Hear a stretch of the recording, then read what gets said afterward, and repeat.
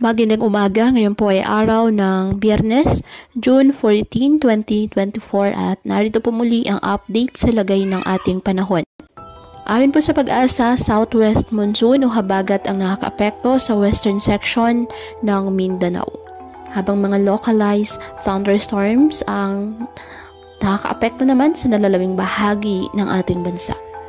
Sa kasalukuyan, wala po tayong binabataan o minomonitor na sama ng panahon, low pressure area o bagyo sa loob po ng ating Philippine Area of Responsibility ayon po sa Pag-asa.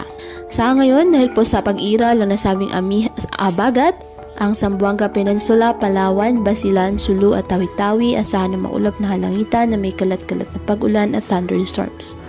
Ang Metro Manila at nalalabing bahagi ng ating bansa, bahagyang maulap hanggang sa maulap na halangitan with isolated rain showers or thunderstorms dahil naman po sa mga localized thunderstorms.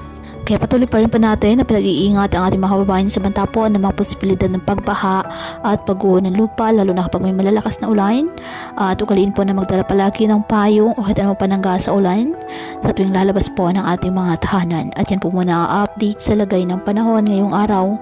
Muli patuloy po tayo na mag-ingat at palaging tandaan, God loves you. Stay safe and God bless.